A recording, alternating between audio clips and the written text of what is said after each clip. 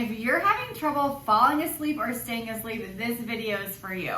So many people really struggle with sleep habits, and I want to share how to have better sleep hygiene and a few habits that you can create to really make a huge difference in your nights. If you haven't hit the subscribe button yet, hit that button to be notified anytime I post new content related to women's health, hormones, and holistic health. When we're talking about sleep, we have to think about sleep hygiene, and basically that's a fancy term for saying what we're doing in our daily life to kind of help our sleep at night. Sleep actually does start in the day. So when we wake up, we have something called a sleep-wake cycle, or your circadian rhythm, and part of that is your hormone cortisol. So cortisol is really low when we wake up because it's supposed to have been low all night, and then within about 30 to 60 minutes of waking up, we have what's called the cortisol awakening response, and then ever so slightly throughout the day it goes down so that it hopefully bottoms out at night and you sleep restfully. And then we kind of start the whole cycle over the next day. So many people, just due to our modern living, we live in cubicles, or we're looking at artificial light all the time, or we are eating in irregular patterns, or we're stressed to the max, or we're not setting consistent sleep and wake cycles or times. These things can all throw your circadian rhythm off, making it harder for you to sleep soundly and fall asleep easily. So in this video, I want to talk about how to create a decent bedtime routine for yourself, and just some tips and tricks for you to do during the day and before bed so that you can sleep well throughout the night. Number one, remember I said that sleep is part of our circadian rhythm, part of our sleep-wake cycle. So number one tip I have is to set a consistent sleep and wake time. Now, for our shift workers out there, this is going to be difficult, and we sort of just have to go with what our lifestyle allows. But if your lifestyle allows you to have a consistent kind of sleep time and a consistent wake time, it's definitely in your best interest to do so, because that sort of sets the tone of your circadian rhythm. Your brain kind of knows, okay, we go to bed around 10 p.m., we consistently wake up around 6 a.m. We get those 8 hours of sleep. We're sleeping from the hours of 10 p.m. to 2 a.m., which are our air quote like money hours of sleep, when our body produces human growth hormone, which is anti-aging and does a whole host of other things for us. This is the best kind of hours to sleep. So if you can, getting to bed by 10 p.m. will be helpful. You avoid kind of that second wind. A lot of people that stay up past 10 p.m. tend to kind of get this second wind, and it makes sleep a little bit more difficult for a lot of us. So if you can, if your lifestyle allows you to, set a consistent sleep and wake time. Try not to, like on the weekends, stay up till 2 a.m. and sleep until 10 a.m. when you have been consistently doing something completely different on the weekdays. That's going to throw everything off a little bit. Number two is to have a bedtime routine. We're taught this with our babies, that they need this bedtime routine. We need to teach their brains that it's time for sleep. Same is true of adults. We can't just be rushing throughout the day all day, have so much stress, be going and doing and moving and doing all of this stuff, and then expect our head to hit the pillow and fall asleep fast and sleep soundly. It's not quite how our nervous system works. So I would say for 30 to 60 minutes before your sleep time, I would start to do things like creating that routine. So dimming down the lights, moving slower, breathing slower. Maybe you're gonna wash your face or take a shower. Maybe you're gonna listen to a good non-stimulating podcast or an audiobook. Maybe you're gonna journal. Maybe you're gonna read a book. Maybe you're going to drink a cup of tea. Any of these things are fine as long as it's something that you can do realistically most nights of the week. Number three is probably the hardest thing for most people, and something that most people really feel resistant to doing, but cutting the screen time for an hour before you go to sleep. Some people even say 90 minutes. I think if this is really hard for you, even 30 minutes is beneficial. But screens do a lot of things to us. So when we're looking at screens, our eyes have little receptors in them that tell your brain what time of day it is. So that's why, it's beneficial to kind of go outside during the day and look at the sunlight and not work down in a basement or a cubicle with no windows or natural light, because then your brain has a hard time sort of detecting where the sun is.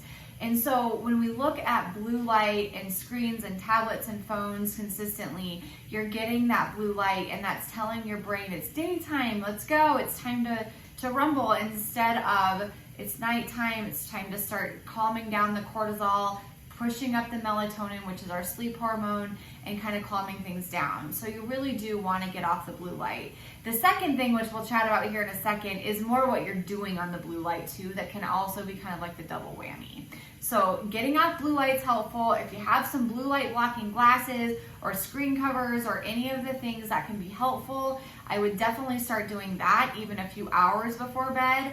But if you can really kind of push yourself to set the boundary of at least 30 minutes, ideally an hour before bed, no screens. Number 4 is to watch what you're consuming before bed. So for like an hour or more before bed, maybe don't turn on the news, maybe don't doom scroll Facebook or Instagram, because our brain has this negativity bias that we all have, and we're constantly looking for things that are going to be threatening, scary, dangerous out there, because that's how our body survives and that's how our brain keeps us alive. So it's natural for us to have the negativity bias. You've always heard, one person says one bad thing to you and 10 people say the nice things to you, you're going to remember the bad thing. The same thing on Facebook. If you are triggered by something and you're triggered by one statement that one person made, but you've read 50 nice comments, that one comment is going to stick with you.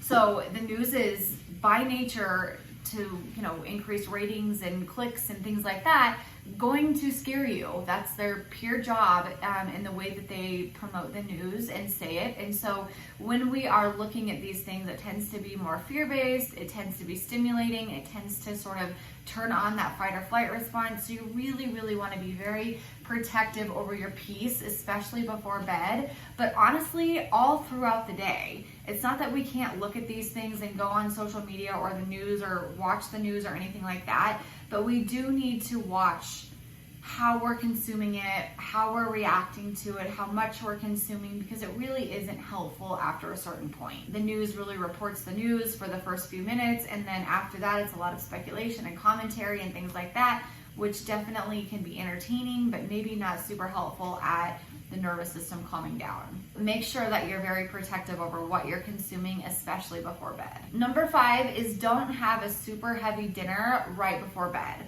We want to be the right level of full when we go to sleep. So we don't want to be too hungry, but we also don't want to be too full that our body's having to really keep digesting this food and churning out over all of this heavy food that we ate, because the digestive system is going to probably keep you alert and not sleeping as deep as you want to. So don't go to bed too hungry. Make sure that you have a good protein, fat, fiber, a nice balanced meal before bed, and that can help regulate your blood sugar, which helps keep us asleep as well. And then make sure that it's just you're not too stuffed before bed as well. Number 7 is cut down potentially on your caffeine and alcohol before bed. So I always like to kind of use the phrase caffeinating responsibly. I did a video all about coffee and caffeine and your hormones a couple weeks ago, so I'll leave that in the description below. If you caffeinate responsibly, that's 1 or 2 cups first thing in the morning, kind of in that morning window when your circadian rhythm, that cortisol is already up. You're supposed to be more energized and going. Caffeine sometimes for people has a half-life of 8 hours. And so if you drink it too late, that definitely can impact sleep for a good number of people. You want to make sure that you're not, having an afternoon latte every afternoon, because that creates such a vicious cycle, right? Like you're exhausted, you need an afternoon pick-me-up, then that afternoon pick-me-up prevents you from sleeping well, so then the cycle continues. Sometimes we just have to kind of break into that cycle and cut the caffeine at that point, be a little bit groggy and tired for that day so that we can sleep good and kind of get out of that vicious cycle. The other thing is alcohol. Your evening, adult beverage can be impactful to sleep. It tends to raise our cortisol level, which creates us to wake up. I'm sure a lot of you noticed that you might sleep a little bit more restlessly, or you might wake up in the middle of the night when you drink. It's a really, really common response, especially for women in their 30s and 40s.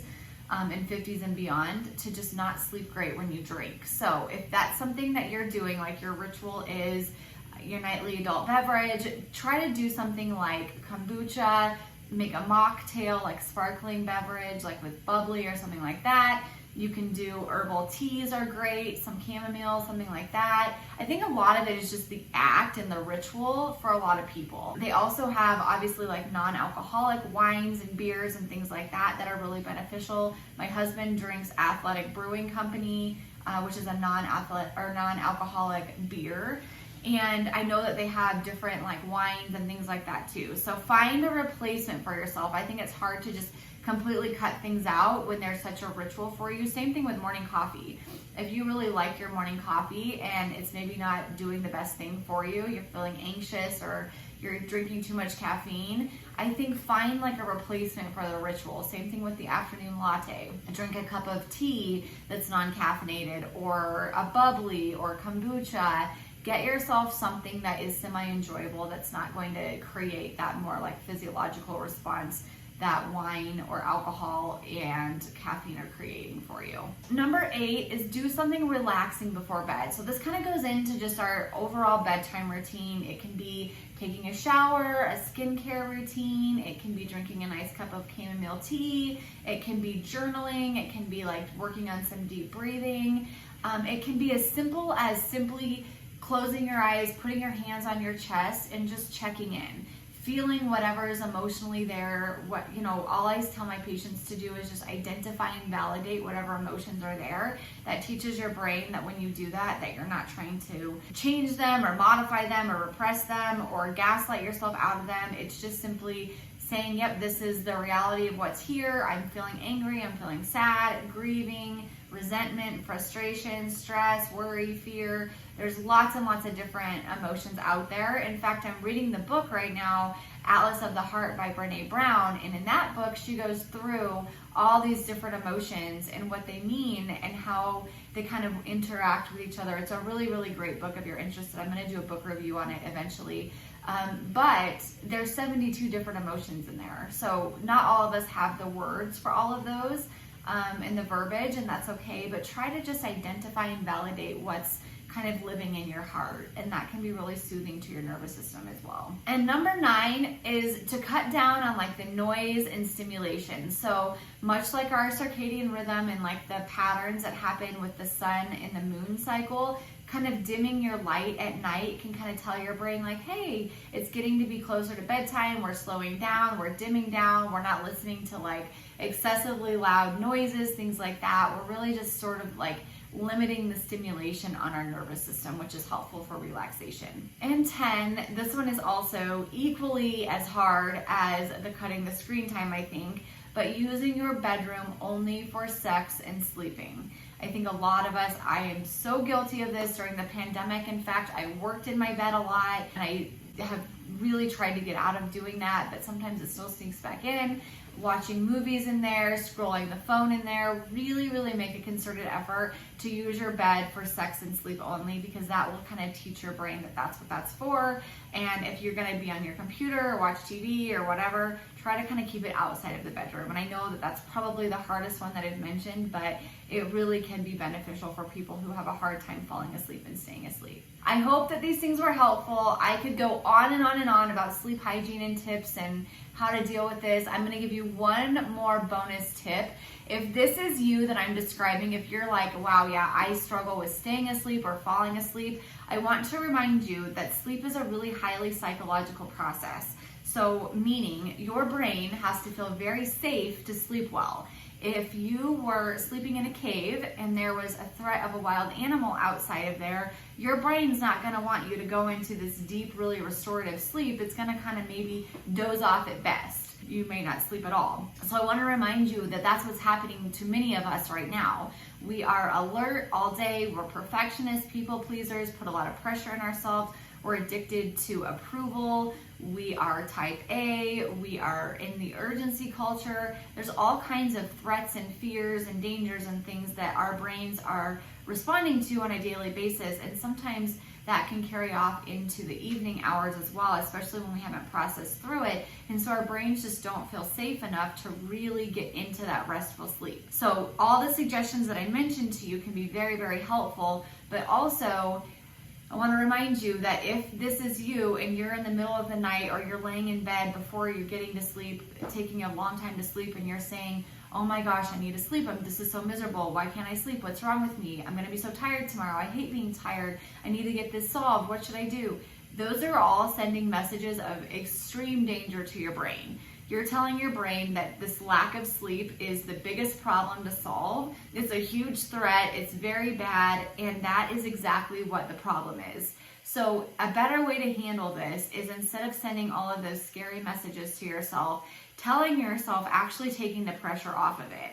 So when I was having sleep problems before, my therapist actually told me to write down on a piece of paper, I may or may not sleep well tonight, either is okay.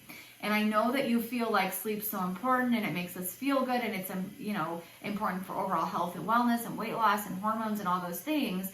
But the more pressure we put on it, the more it kind of takes it away. So I want to remind you that even if you're not sleeping, you still are okay. It may not be ideal, you may not love it, but you still are okay. So taking that pressure off and just making it as pleasant as an atmosphere in the middle of the night when you're staring at the ceiling as possible is, in my opinion, what you should do. So telling yourself things like, I'm still resting, this is okay, we're okay, it's really peaceful tonight, I know that I'll sleep one day, not a big deal. And even if you need a distraction, like turning on a podcast or some music or an audiobook or something, just to like keep yourself calm instead of going into that place of like, oh my gosh, I need to sleep, this is so frustrating, I'm so irritated. And we start to almost get very preoccupied and scared with the fact of our symptom and not being able to sleep. So that was a bit of a bonus for you if you are struggling with this. I could talk about this all day as well. But I think that taking the pressure off of yourself to get a good night's sleep is definitely very helpful. I hope that this was helpful for you guys. And if you have friends and family that are struggling with sleep, send them this video over so that they can get the help they need as well. I offer consults to people about sleep if you need a little bit more help with that. I also have a course all about hormone health, and sleep is one of my #1 pillars in hormone health. I talk all about this stuff in a much deeper way and talk about how to get better sleep, some supplements and herbs that can be helpful for sleep. So the link to that course is allydamron.com/heal. You can get 25% off of that. The code is already in there, so you don't need a code for that. But this course is really great for just overall healing hormonal health, teaching women how to deal with their hormones and stay healthy through the different decades of their life. And like I said, sleep is a big part of that course. So if sleep's an issue for you, that would be an awesome course for you. I hope you guys all have a great rest of your day. If you haven't hit the subscribe button yet, hit that button to be notified anytime I post new content related to women's health, hormones, and holistic health. I'll see you guys in the next one.